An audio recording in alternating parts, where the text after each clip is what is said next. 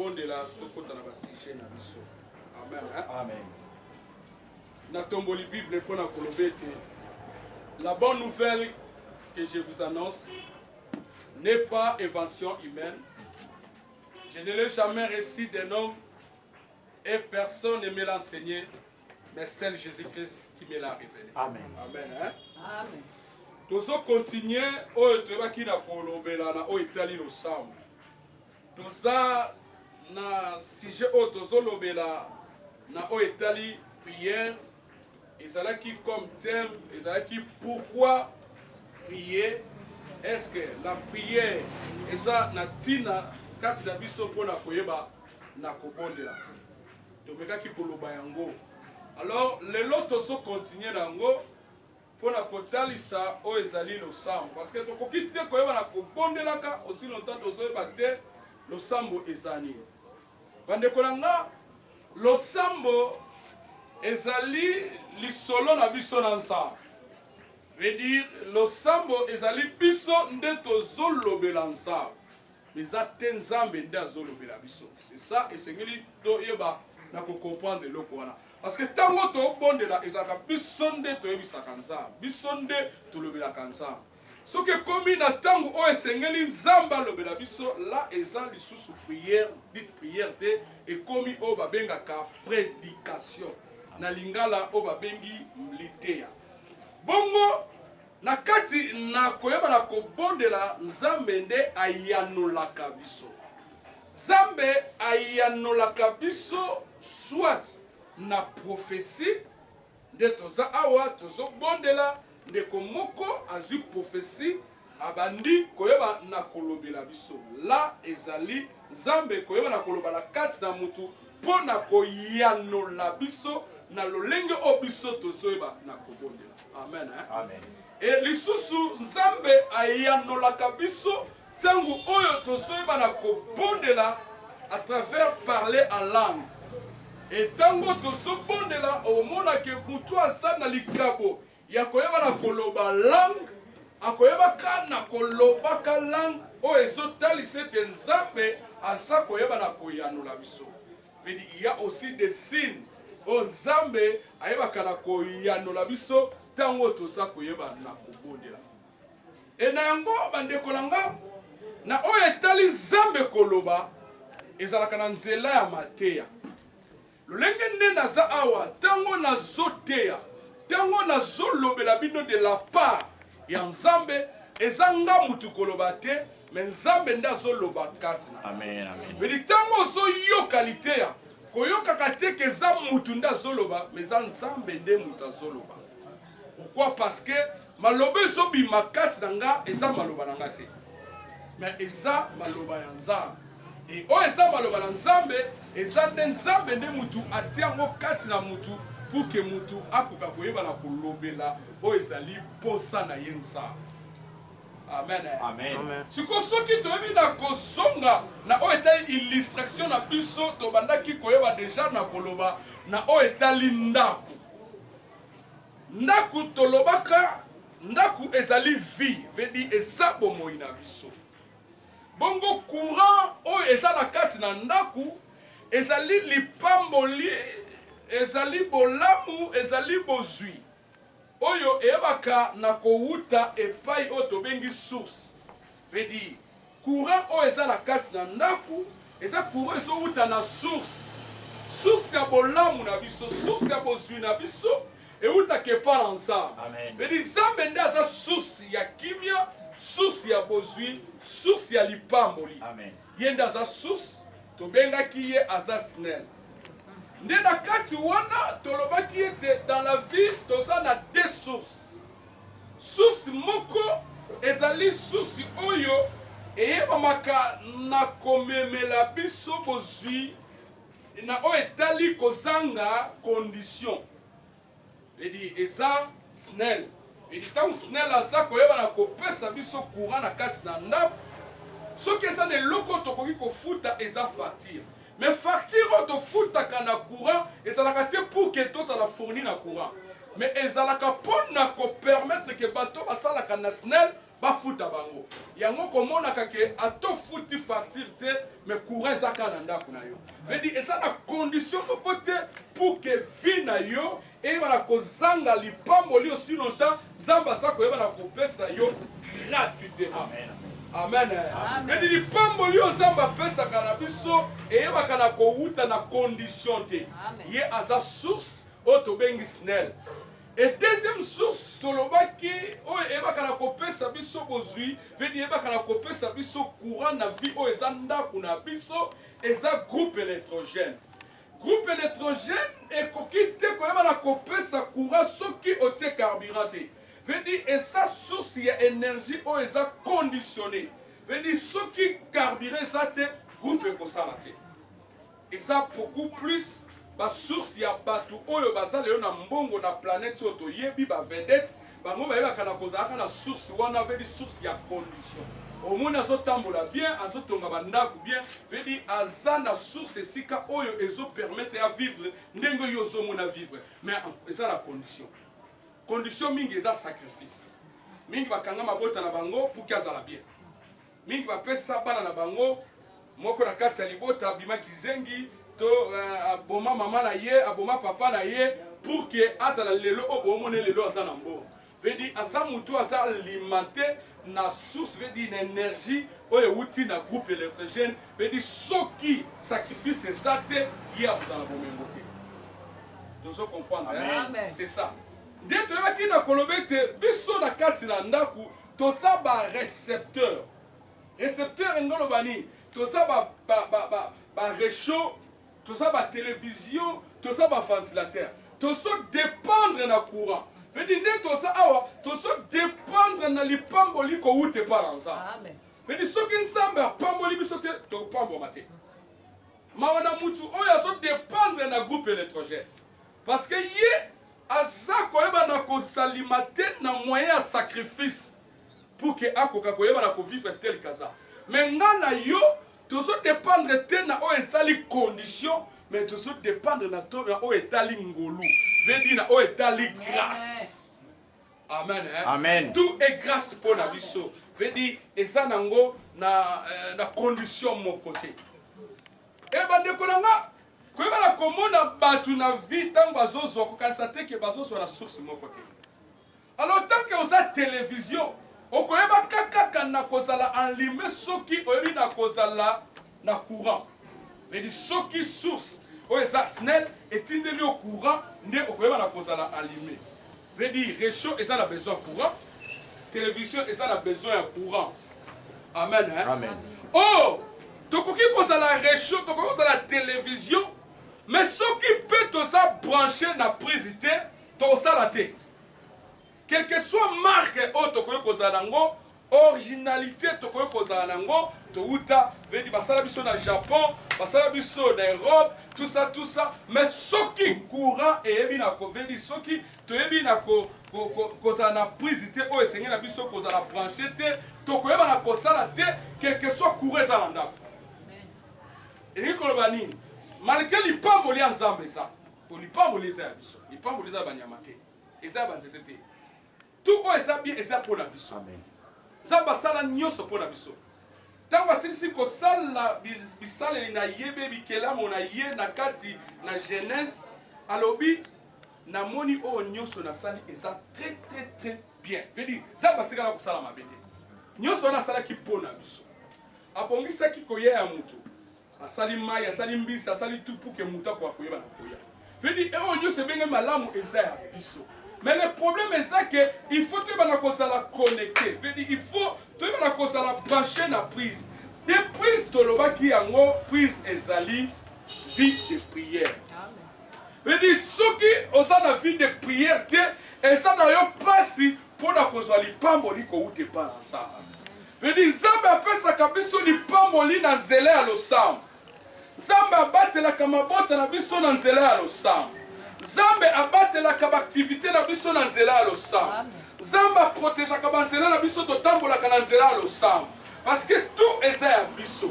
Et Seigneur la biso tout ça la vie de prière. Veut dire tant que na sa télévision et Seigneur là ça la brancher na prise. soki naza branché na prise te nakosala te malgré courant ezali malgré lipamboli ezali mais soki nakozalaka mutu losambo te nakovivre lipamboli wana te. Amen. Yango komonaka vie na biso na bapagano eza peu différent parce que biso to vivre na losambo. Un chrétien vit na ye eza losambo. Chrétien jamais akoki kovanda ndenge wana sans losambo te. Ndako ya Mokristo il faut sentir losambo et bien kozala kati wana. Yango eza mwinda o ezoko pesa ye énergie o azana ngo. Amen. Amen. To beteli Yesu Kristo. Alors, soyez qui na koloba lisusu ke malgré prise eza, veut dire malgré prière ezali, esengeli na prise wana ezala na fil conducteur. Parce que fil conducteur yango nde eza kozwa o ezali énergie kouta na source pona komema yango na prise.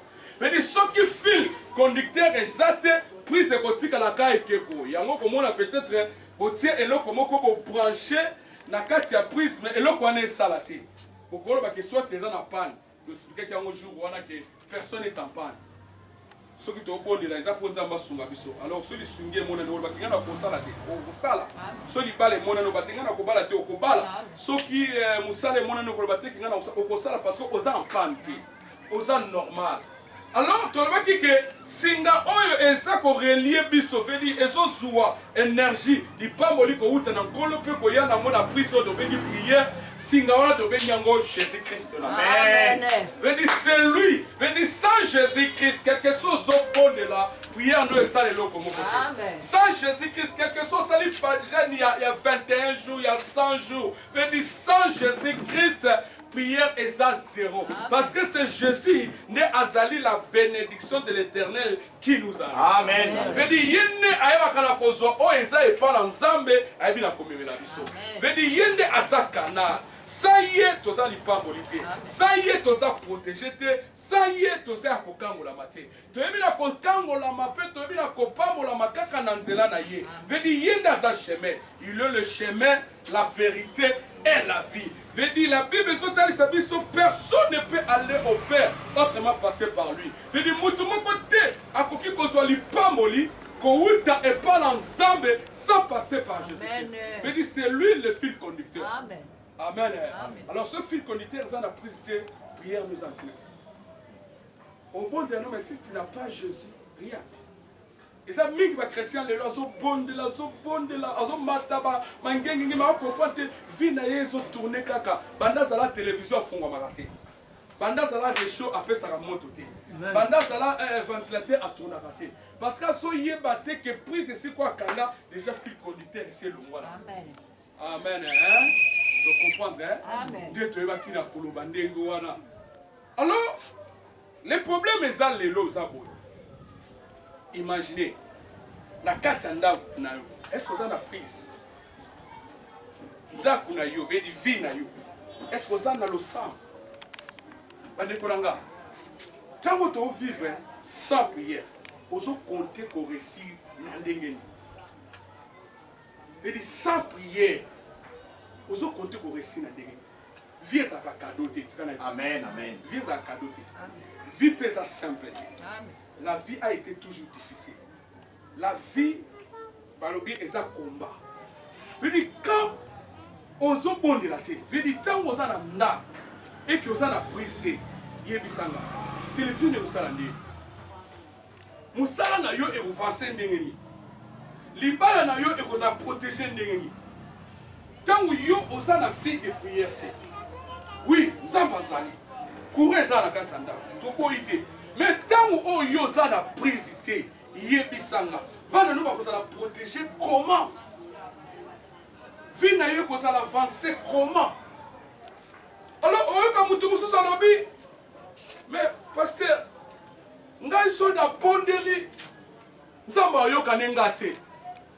Musu salobi neba kananga ko bondela te. Yango mona kake so na ngina lala na lali nanga parce que na yebi nanga ko bondela te. Asnat. Yebi nanga ko bondela te. Mais so to tali mutu so ba yebi na ko bondela te. Que so ki asa na problème même ndako ne ali bala na ye to ya musala akokenda ka même ko expliquer moi na o azale kinai. Pour qu'il a se dégager au français le bien à vider sac là. pour qu'il y ait un akime. Akoya, aye, ah, maman Claudie, tel comme le Kelingabo, tel comme. Peu à vendre sa maman Claudie prix de 1 heure du temps. Ma soeur, il n'y a pas de solution. Mais à l'obélier pour que nini a kendeti a kitisa o azalaki na ngona kati na ye pour qu'il y ait un akime. Et alors kolanga. Nga so na bina na biso likambo ezo tumisanga te na za kimia te. Il faut na lukaka mutu moko na tuna etali kambo. Siko ta una soloba, ta una soloba et so vide nga na kati na nga, tika na biso ezape exercice moko bien. Kolinga te ko bomba kama kambo na kati na yo, il faut lukako vida kango. Mais c'est quand tango oyo oziyebi na olobi nga na yebi na ko bondela te. Et nous le non. Oyeba kana ko bondela. Vedi oyeba kana ko loba. Parce que si on a expliqué votre problème, ils ont la vie, tu as 1 heure du temps, 2 heures du temps, kaka pour que on fait pour convaincre mutu likambo lingi et nous on est capable de faire ça. Amen. Amen. Mais le problème est ça, pendant que tu ne crois pas existence sans art, que Dieu n'existe pas, l'autre fois,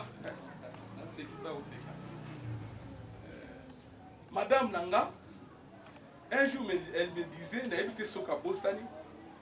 Ah oui, tant que tu bon, est-ce que vous avez Amen. Amen. Alors j'ai compris que cette question-là, plupart des chrétiens vont résoudre. Est-ce que vraiment tant que tu bon de la est-ce que vous avez tant que déjà on s'en a mis tout now, est-ce que tant que le bakanza bayo kakatika na biso okoza na kama lubango sansa. Parce que d'abord, tu ne crois pas que Dieu existe et que tu ne crois pas que Nzamba yoka. Mais quand tu crois que Nzambe existe, tant que vous avez Nzambe n'est pas Amen. Amen. Et continue na yo bon de la même inérdita. Ça vous pas fait qui ça yo. Tout ça quand on a un moko muto yebisi makambu pendant inérdita. Mais comme yo bi sans Nzambe makambu na yo 5 minutes ezebele. Oh, Nzambe kutu soko yebisi makambu pendant inérdita, vous avez une solution. Mais muto yozo kende ko yebise makamuno pendant 1 heure de temps bamuso tango pe simu kongo na sima atongi yo. Amen. Pe a opesa yo solution moko te. Alors yo moko juger. Est-ce que d'accord ko yebisa mutu likampo muto ba vraiment na yepe. Makambo bazo ko yebisa. Amen. Amen. Mais ça metango yoka yo a comprendre a weba na koya. Et il kolobete biso nyoso dozana maloba ko yebisa ensemble. Mutu moko telo bakedo nga soki na kokana nga ko bondela te. Le problème na yo on dit makate ke nzamba ça. On dit makate ke nzamba yo kaka. Parce que ce qu'on dit makate ke nzamba yo kaka, on sala maloba ko yebisa ndingi. Parce que na yebi ke tango na yo loba. Le fait que Dieu est invisible, Dieu est esprit, parce que amona kake il y a un moment batu mingi bazwa ekeko babite comme Nzamba ça invisible to ça ekeko boko peut-être na holo ba peut-être ke ba yo kanga. Oh c'est des démoniaques veut dire c'est l'idolâtrie. Dieu est esprit, il faut ça la cave Nzamba ça la kacha kondima na biso. Amen. Partout soko so bi ke Nzamba ça.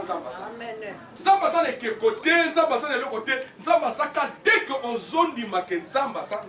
Amen. C'est ça. Alors dès que on se bonde là que non na so bonde là, il y a quelqu'un qui entend. Il y a quelqu'un qui écoute ma voix. Tala, asala matoyi mo kaza matoyi. Après ça biso maloba yemo kaza na maloba. Akokite ko sa matoyi pourtant yemo ka yebi matoyi te. Veut dire Nzamba za na matoyi. Et ce n'est pas yebi sa Nzambe makambo biso. Soko lingi vie na avancer, banda ko yebi sa Nzambe tout sauf rien. Amen. Bombela ngata mobali na yo me ko bombela Nzambe problème. Amen. Même si on communique que tango na obondela, nga sala wa de fona ndako, ça veut dire que façon na obondela. Peut-être dans zone lobela pour peut-être moi sangi panza. Na obondela sa mutema ya yokane. Et ça secret na ngana ça. Amen. Kobondela biteka fo ganga ka poba ko te. Il y a des choses sengeli et Nzambe azala intime na. Veut dire ko Nzambe na intimité na yo. Lobela nzala azan Nzambe yo kaka baba. Amen. Amen. Amen. Quelque chose sur ma française à côté dans ma maison, bah il est déjà. Amen. Nzambe le but que à fond de la français ou avant la bonne de la fona adorer tilubate. Langue nyoso Nzambe ayoka parce que azan Nzambe ayoka katiba baba. Amen. Luka langue oyo ko permettre yo au vider ça qui n'a pas la yé. Amen. D'ailleurs c'est ça ce que Nzambe dit. Amen. Yango se ko reconnaître que azan papa na biso. Tango de ça il papa il faut que ça papa nyoso. Sauf rien. Sauf rien. Nous avons besoin de comment bimisi linga ba secret mususu ko tala. Il faut que ça quand ça passe que il campa et bisinga après après c'est moi c'est. Veut dire asunga pela. Ta moni mutususu ko yebisi likambo moko ke mutu ana limite ke likambo ko yebisa mutususu. Mutu ana se ba vraiment asunga pela na valeur ya moi ko yebisa na likambo. Yebisa mutu ki na tsaka mbongo na kati ya matela. Et mutu ana mono quelle valeur aujourd'hui. C'est bon, vraiment, c'est peli pour dire qu'on a payé la place. Mais les gens ne peuvent pas aller à la place. Amen. Amen. Les gens ne peuvent pas ça. Quand on m'a dit que quand on a coquille pour bonne la tête, nous sommes bloqués parce que nous avons prise. Nous avons programme et nous avons prise. Vie na yo nzambe si apambola apongisa mais le problème n'est au fond de la tête pour qu'on bende le pamboli ya pas. Amen. Amen. Alors, deuxième chose, c'est ça, vous avez dit que nous avons bondeli. Nous avons dit qui t'a appris que ce qu'on bondeli, nous avons dit. Amen. Ok, nous avons bondeli, nous avons dit il y a un bondeli pour les gens qui ont dit. Alors, qui t'a appris? Nous avons dit que la réaction a connu ça Adam. Dans Genèse 3. On va verset 9. Alors, oui, oza wapi? Où tu es? Oza wapi? Adam lobi, na yoka kiyo, mais j'ai eu peur parce que je suis né. Alors, on a verset 10. Qui t'a appris que tu es né? Et lui, kolobete, oyebi na kolia mbuma. Et on a la pékisa qui yo. Et ça même la carte d'abisso, il se sent que Nzamba koyo kabangote vie ya etamboli na bango. Vie ya etamboli na yo moko senti que non nga penene na za awa ne kobo na salaka na koyiba na yibaka et Nzamba yo kanga. Amen. Amen. Et le but papa na nga molimo. Alors bi bazaki na carte esika moko boye. Bazo bondela, babito bondela pour que Zambe akoka koyeba na kolimbisa biso ba miyibi toza na kati sika. Alors hier abandi ko bondela ya bikasa na miyibi. Abandi ko bondela est-ce qu'on a raisonné que bato baza pemene baza miyibi parce que professeur bimi ki za na miyibi za na kati a. Oui, bien ba miyibi baza. Nasima professeur bimi lobi eza na muyibi moko aza awa azokanisa sa muyibi te. Mais muyibi baza te. Aleye kobima sikoyo ye na kati ne ayoki balobi na ye. Bumi kate ozwa kashaki tongo wana. Eza ya yo. Parce que maman na bango ate fabrikate. So yesu ka linga bima azuka moko pa ale akena. Ay pa akena. So ye pona ye eza maman na bango. Amen. Amen. Mais diko yoka maman na bango eza ye. Mais Nzamba yebisi ki aza muyibi parce que tango so maman na bango mona. Mais yende ba oloba ki atika muyibi. Abi oh, ezeki ndingana atika muyibi parce que ngana zo kamikata maman na biso. Mais de loko nyoso oyo ozui sans permission ezaki muyibi. Quelque chose à papa na yo, quelque chose à mobali na yo, soki osengi permission te ezaki muyibi. Amen. Alors, et ça, dans le moment où tu es moko atala binga Nzamba oyo kangate parce que etamboli nanga, evandeli nanga, Nzamba oyo kangate. C'est ça d'être le baka. Et puis les autres bisabiso na kati ya mokanda ya Jean chapitre 9 verset 31. Nzamba oyo kakalibo de la basunu kite. Mais moto azo pour honorer, azo pese le kubu de Nzamba exosaka. Amen. Fait imaginer ce ko yo moko. Mais pourquoi demeures-tu dans le péché? Pour nani nous continuer na vie o yomo ko zotali soke vie o na zanango yango ko tinda teke Nzamba yokanga. Mais Seigneur no tikango. Bande ko na mutu nyoso na mokili atelema quelque part, muta ko sauter. Ote ngala telema sika mokote na vivre ka yendiki. Non. Tozaka soit. Fait du soit tu sais pas l'ensemble, soit tu sais pas diable. Moutounyo soit télémé sikamoko. Mais biso ba chrétien, tu télémé pas l'ensemble. Amen. Et c'est que nous avons toujours la connexion ensemble dans le sambo. Mais tant qu'on sentit que étant molina yo qu'on permettait que Nzambe ayoka yo. Mais pourquoi on s'est changé? C'est ça le problème. Pourquoi on s'est continué quand la fille on sentit que vie on permettre que Nzambe ayoka biso? Un véritable chrétien, vous permettez un terme wana, ce qui a soumuki à Santa Cafi du moko écrit entre yena ensemble. C'est tout mon jusqu'à ce que ceux qui ont 5 livres c'était à ce qu'on est Nzamba comme musika na ye mais tika na biso Nzamba comme musika na biso te mais biso ni dokuma musika na amen mais chrétien soka bandi ko sumu ka pe so ke loko mo katinete c'est un chrétien c'est un faux chrétien. Il faut sentir tout moko na katina yo vidi moko est créé à cause ya péché et permettre que Nzambe akoka ko yoka yo. Lisumundi ekomisaka matoi na Nzambe mangongi. Elobi Esaïe 59. Ekomisaka maboko Nzambe mukuse puka kwa kosunga biso. Dieu peut te voir comment tu souffres. Mais akokoka kosungo te parce que péché ne sont bloqués maboko ne puka koma pembe na yo. Il te voit comment tu pleures à cause de sa balle na yo. Il te voit comment tu pleures à cause de mobile na yo. Il te voit comment tu pleures à cause de moi si na yo, à cause de vie na yo. Zamba zomo na yo parce que azan zambe oya mona ka fourmi ya mwindu ne sika ya mwindu. Amen. Ezane loko moko te ke nzamba koki kozanga komona. Le problème est que pour que nzamba ya sunga yo, amone loko moko etelemi o ba bengi péché. O esebi se ko simba ete. Amen. Ko simba ete. Akenda kati kusundela mwana na ye moko na croix à cause du péché.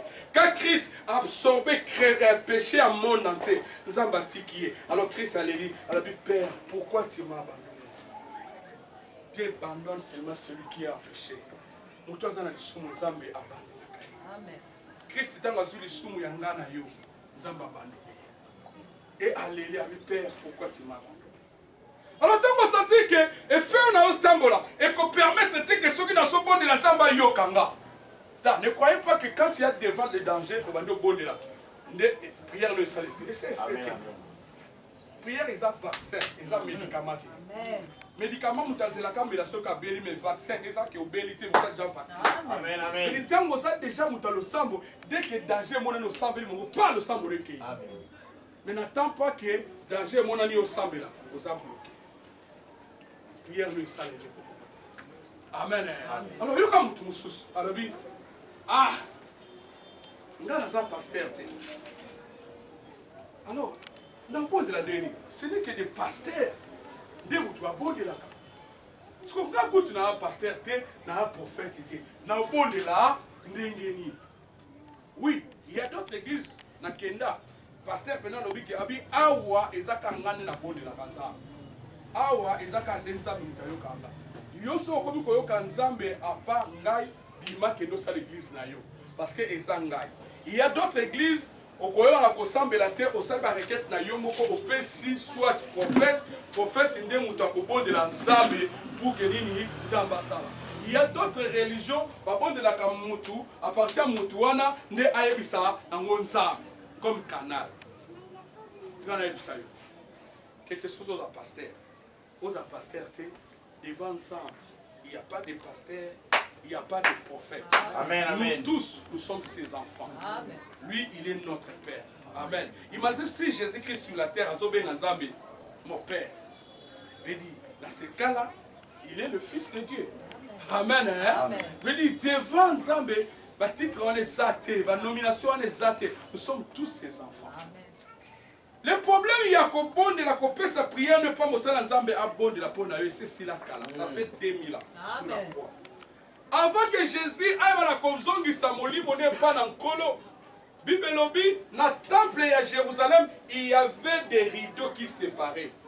Veut dire, pour que on de l'ensemble, il faut un sacrificateur. Sacrificateur n'a pas joie. Ma problème n'a pas à côté dans la présence ensemble pour que aille ensemble. Ma problème n'a pas. Et aujourd'hui, certaines églises, parce que le système, voilà. Veut dire, il faut qu'on ait sa pasteur, mon cambie église, il y a un ensemble. Non. Le rideau de temple a été déjà déchiré. pour que Nzamba yokanga esengeli tena le kapa pasteur nanga esengeli tena le kapa prophète nanga pour que Nzamba yokanga na koyeba na kokende nga moko na kobenge papa na ye liboso na yo papa tala problème naza nango naza l'intermédiaire te si il y a l'intermédiaire c'est celle Jésus-Christ. Il y a un intermédiaire. Mais tout ça, le sikate au nom, il faut que des cas kuna, il faut que bisaka papa wana, il faut père spirituel à bon de là, il faut prophète de bisa bon de là. Neli kamunanga ko solution zéro. Amen. So tali bien. Prophète yo kende. Azana problème et belé ko le kai. Pasteur ozo compter, azana makambo e belé so kuta yebisio makambo o yazana ngolo. Eh. Na pasteur. Alors pourquoi nous n'avons pas mutu asa derrière un problème que tunga buna sabia kolekaye kala pour ça les ça le voile a été déjà déchiré tous ça na voile té tous ça na sacrificateur té tous ça na prophète té dès na mona ba tous ça non bango il faut qu'un prophète na bango non ce n'est pas il faut qu'un prophète parce que l'accès est déjà libre. Amen. Nous avons déjà eu l'autorité, l'autorisation, parce que Christ est mort. Aïe na kopanzelo koana, aïe na kolongola système wana. Maintenant bisonyo so, tosu makoki a poussé. Amen. Amen. Amen. Alors quelque chose au pasteur, quelque soit aux alanan, aux après ya okuta nansa. Amen. Penza babo ya ramututi. Amen. Alors tala ce que vous avez prise. Tala ce qui prise les ala katina. Mais dit tala ceux qui vivent des prières nous allons. Ceux qui vivent des prières ils ont été canalisés au moment où zongi ça nous sommes la carte vie. Ma camneuse aussi mbaté parce que vie des prières ils ont été. Vie des prières et quitter. C'est quand même ce bateau ceux qui ont envié babon de la ca mais babon de la cana source ça groupe électrogène. Mais ils sont alliés dans groupe électrogène. Aux autres enviés bango kapamba mon coloca carburant aussi là au monde a puna bako buti bakati. Mais yo aux anasnel puisque aux anasnel zongi saka prise. Amen. Mais dis zongi saka ka via le sang. Nzamba boya ka mutute ceux qui zongi si via le sang. Olongoli comportement mabe nzamba sana pona yoka biso. Amen. Amen. Amen. Amen. Amen. To beteli lo nzambe bakoko makasi. Asa malade. Atini ngana yebisa yo ozongi sa prise. Oui ozalaka na ona prise. Prise ezalaka na ngo. Mais à cause il y a passe et comme il y a un moment où on dit matin que nous avons ça à cause il y a kolula muninga pemben on veut athée il y a tout à sembler la rater mais tant n'est ça bien on a pendant nous na sala ba jeune et belé ce sont des chrétiens de balba bongo c'est quand même ça aux hommes on a bien parce que azab branché na prise moko mais prise na yo ils ont différent na prise na amen prise na calamité ce que zangi sacrifice à vous ça à olala. Mais yo, vous avez un sacrifice parce qu'il y a qu'un sacrifice moko, oui, pesamela, et ça sur la croix.